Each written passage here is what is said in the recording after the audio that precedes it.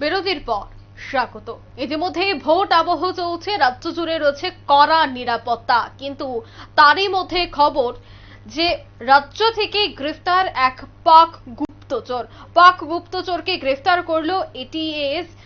ভারতীয় সেনার তথ্য পাচারের অভিযোগেই তাকে গ্রেফতার করা হয়েছে। ইতিমধ্যেই জোর জিজ্ঞাসাবাদ চালানো হচ্ছে। সে বিষয়ে বিস্তারিত জানবো। টেলিফোন লাইনে রয়েছে এক্সিকিউটিভ এডিটর নীল বণিক। নীল, ভোট আবহ চলছে, তারই মধ্যে এবার মোদি রাজ্য থেকে গ্রেফতার হয়েছে এক পাক গুপ্তচর।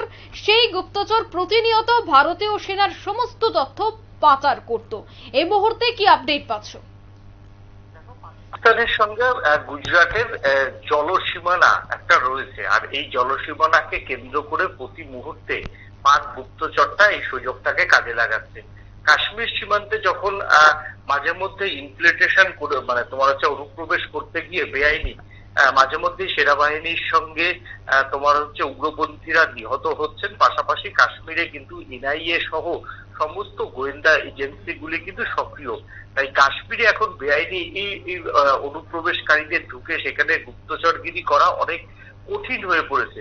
তার জন্যই কিন্তু পাক গুপ্তচর সংস্থা আইএসআই তার ছকটা 1 বছর থেকে 2 বছর আগে বদল করেছে। তারা বরঞ্চ অনেক বেশি টার্গেট করছে এখন গুজরাটকে। আমরা জানি যে গুজরাট থেকে ছোট ছোট নৌকায় করে যেগুলো রেডারে যেগুলো ধরা পড়ে না, মাছ ধরার যে নৌকা, সেই নৌকাগুলিতে করে কিন্তু বেআইনি এই যে গুপ্তচর তারা কিন্তু ছদ্মবেশে অস্ত্র ছাড়া ভারতে একটা ঢোকার কিন্তু চেষ্টা চালাচ্ছে। কিছু সময় বিএসএফ তাদেরকে পাকড়াও করছে, কিছু সময় পাকড়াও করতে পারছে না। সেই রকমই একটা ঘটনা গুজরাট পুলিশের যে সন্ত্রাস দমন শাখার আধিকারিকরা, তারা গুজরাট থেকে এক পাক গুপ্তচরকে গ্রেফতার করা হয়েছে। এই পাক গুপ্তচর গুজরাটের বিভিন্ন প্রান্তে বেশ কয়েকদিন ধরে তিনি মুভমেন্ট করছিলেন। তার মুভমেন্ট ধরা পড়ে অবশেষে গতকাল রাতের বেলা তাকে গ্রেফতার করতে সমর্থ হয় গুজরাট পুলিশের বিশেষ যে সন্ত্রাসী দমন শাখা সে বা জঙ্গি দমন শাখার আধিকারিকরা। তাকে আজকে সকাল থেকেই জেরা করা হচ্ছে এবং তাকে কোর্টে তুলবে। কোর্টে তুলে 14 দিনের রিমাইন্ডার চাইবে গোয়েন্দারা, কারণ তাকে কাছ থেকে অনেক কিছু জিজ্ঞাসাবাদ করার জন্য।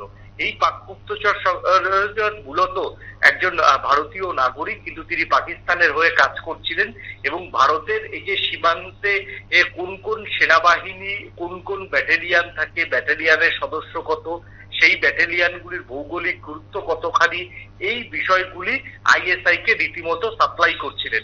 এবং আমরা জানি যে কচ্ছ উপকূল হচ্ছে গুজরাটের একটি উপকূল, যেই উপকূল থেকে কিন্তু খুব সহজেই জলপথে পাকিস্তান যাওয়া যায়। এবং এই কচ্ছ উপকূলের যে বিএসএফ যে সীমান্তবর্তী, সেই সীমান্তবর্তীর গ্রামগুলো, সেখানে কতগুলো বিএসএফ এর চৌকি আছে, বিএসএফ এর কিভাবে মুভমেন্ট হয়, বিএসএফ এর কতগুলি স্পিড বোট আছে, বিএসএফ কিভাবে কচ্ছ উপকূলে দু ধরনের মূলত তল্লাশি চালায়। এক হচ্ছে সমুদ্রে বড় বড় বিএসএফ এর কিছু বোট আছে এবং অবশ্যই সেখানে যেহেতু জলসীমানা, সেখানে কিছু নেভির অ্যাক্টিভিটিস আছে। এই নেভি এবং বিএসএফ কিভাবে সেই অ্যাক্টিভিটিসটা করে, এবং কচ্ছ উপকূলের অনেক জায়গা রয়েছে যেগুলো জলাজমি, সেই জলাজমিতে কিভাবে উটের সাহায্যে বিএসএফ সেগুলোকে তল্লাশি করে, কখন কখন বিএসএফ এই তল্লাশি করে, এবং বিএসএফ এর সেখানে স্ট্র্যাটেজি কি, বিএসএফ এর যে চৌকিগুলি আছে সেই চৌকিগুলি কতটা সুরক্ষিত, কোন কোন ম্যাটেরিয়ালস দিয়ে বানানো হয়েছে, ইত্যাদি সব রকম ভাবে এই পাক গুপ্তচর আর আইএসআই কে পাকিস্তানকে সাপ্লাই দিত। এবং গতকাল তাকে হাতে নাতে ধরেছে গুজরাট পুলিশের সন্ত্রাস দমন শাখার আধিকারিকরা, এবং তার কাছ থেকে বেশ কিছু নথিপত্র উদ্ধার করা হয়েছে এবং বেশ কয়েকটা সেনাবাহিনীর যে ক্যাম্প রয়েছে গুজরাটে, সেই সেনাবাহিনীর ক্যাম্পের মানচিত্র পর্যন্ত উদ্ধার করা হয়েছে। এবং পাকিস্তানের বেশ কিছু ফোন নাম্বার উদ্ধার করা হয়েছে এবং কোড ল্যাঙ্গুয়েজে লেখা বেশ কয়েকটি ইমেল তার কাছ থেকে কিন্তু মেলের মধ্যে যে পাঠিয়েছে সেইগুলো কিন্তু ডিভাইসে নিতে পেরেছে এই সন্ত্রাস দমন শাখার আধিকারিকরা। তারপর থেকেই তাকে টানা জিজ্ঞাসাবাদ করা হয়েছে। আজকে কোর্টে হয়তো রিমাইন্ডার বিকেল 4টের পর তিনি গুজরাট পুলিশ রিমাইন্ডার দেবে। এবং পুরো এই যে গ্যাংটা, তিনি তো একা এই কাজটা করেননি, তার সঙ্গে অন্য কারা কারা যুক্ত অনেক সময় দেখা যায় যে সেনার আধিকারিকরাও কিন্তু বিভিন্ন মধুচক্র এবং বিভিন্ন চক্রের প্রলোভনে তারা কিন্তু জড়িয়ে পড়ে।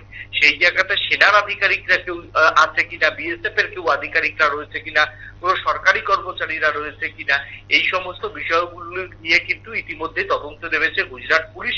তবে সেই সম্পর্কে তদন্তের অগ্রগতি তো, যেহেতু সন্ত্রাস দমন শাখার আধিকারিকরা তদন্ত পুরোপুরি পর্যায়ক্রমে শেষ না করে এইসব তদন্তের অগ্রগতি নিয়ে মুখ খোলেন না, কারণ এটা তাদের তদন্তের বিষয়।